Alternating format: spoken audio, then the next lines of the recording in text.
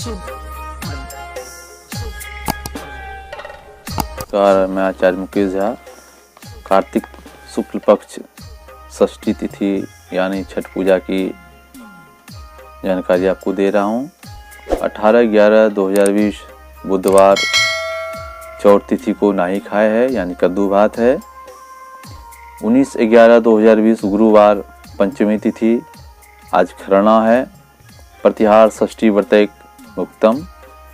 आज महिला व्रती जो होती हैं संध्या के समय बस एक बार ही भोजन करती हैं।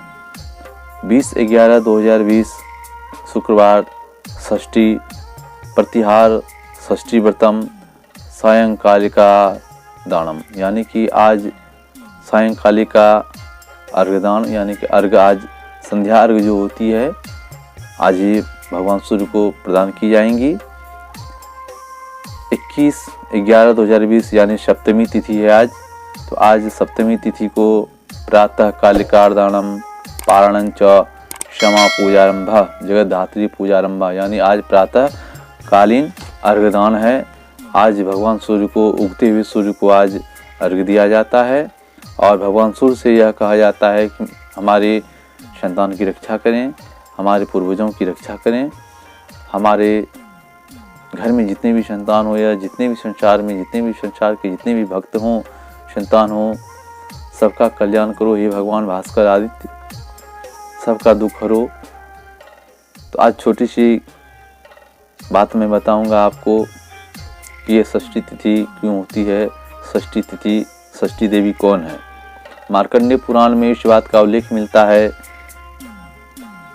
कि सृष्टि की अधिष्ठात्री प्राकृतिक देवी ने अपने आप को 6 भागों में विभाजित किया। इनके छठे अंश को सर्वश्रेष्ठ मातृदेवी के रूप से जाना जाता है, जो ब्रह्मा की मानस पुत्री है।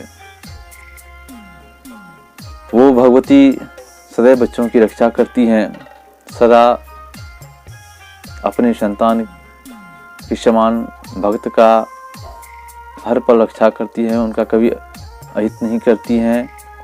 और शिशु के जन्म के 6 दिनों बाद इन्हीं देवी की पूजा की जाती है। इनकी प्रार्थना से बच्चों को स्वास्थ्य, सफलता और दीर्घायु होने का आशीर्वाद मिलती है।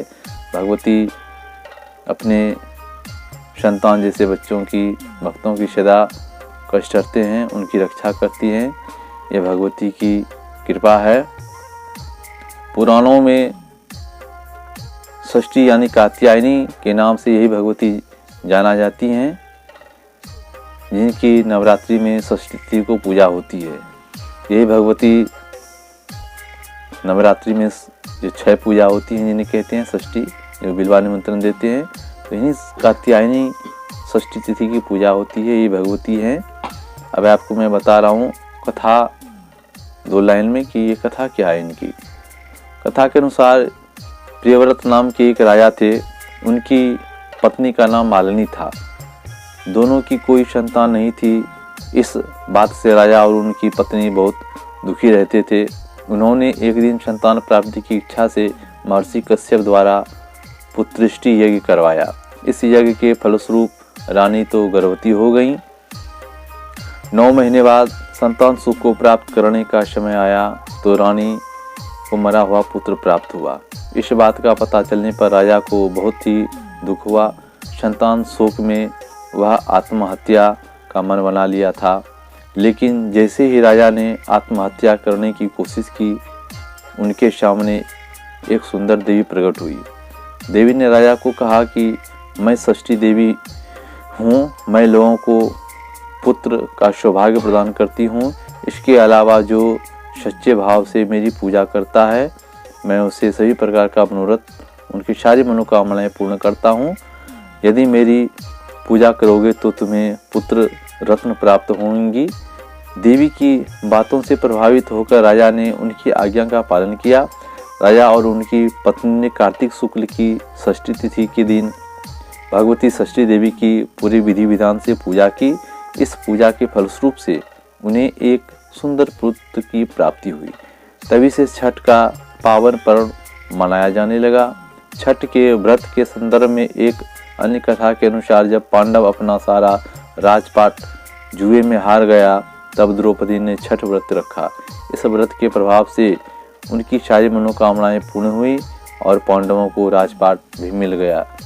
ये सच्ची बात है मित्रों, भाइयों, बहनों कि षष्ठी तिथि के दिन जो श्रद्धापूर्वक भगवती की पूजन करते हैं और जल में खड़ा होकर भगवान सूर्य से विनती करते हैं, भगवान सूर्य की मंत्र का जप करते हैं। ओम आकृष्ण श्रावर्तमानो निवेशयन् अमृतं मर्त्यं च हिरण्येन सवितार्थेन देवो जाति भुवनानि पश्यन्य। या छोटे से भी मंत्र है, लघु मंत्र ओम भास्कराय नमः, ओम आदित्याय नमः, ओम देवेशु नमः। पर्यायवाची शब्द है भगवान का। जो भी नाम भगवान सूर्य का, भास्कर का नाम आ जाए मुंह में, वो नाम लेके आप भगवान का जप जल में करते रहें जब तक कि भगवान दर्शन ना दे। भगवान जब प्रकट हो उन्हें पूरा जल दे, अर्घ दे के उसके बाद आप जल से बाहर आए, भगवान का शुभ विधि अगरबत्ती धूप इत्यादि जो हो उन्हें दिखला दें, फिर तत्पश्चात आप वहाँ से घर के लिए प्रस्थान करें। तो छठ पूजा की यही कहानी है।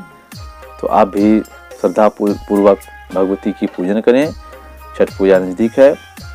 अपने घर के सभी सदस्य मिलकर भगवान सूर्य भास्कर को अर्घ्य देने के लिए नदी के तट पर, गंगा के तट पर आपके समीप जो भी सुविधाजनक जो भी हो वहाँ पे उपस्थित हो जाए छठ के दिन, और भगवान सूर्य को डूबते, प्रथम दिन डूबते हुए सूर्य को अर्घ्य दें और दूसरे दिन प्रातःकालीन भगवान उगते हुए सूर्य को, भास्कर को जल देकर, अर्घ्य देकर पुनः उन्हें प्रणाम करें और फिर अपने घर में आके भगवान का नमस्कार करके अपने सभी बांधवों को सच्चे मन से आशीर्वाद दें और खुद आशीर्वाद भगवान से ग्रहण करके आप भी कल्याण रहें। मैं आचार्य मुकेश झा आज इतना जानकारी दिया। कुछ जानकारी कार्तिक के बारे में और भी दूंगा, तो मेरे साथ बने रहें। जय भगवती, जय जगदम्बा।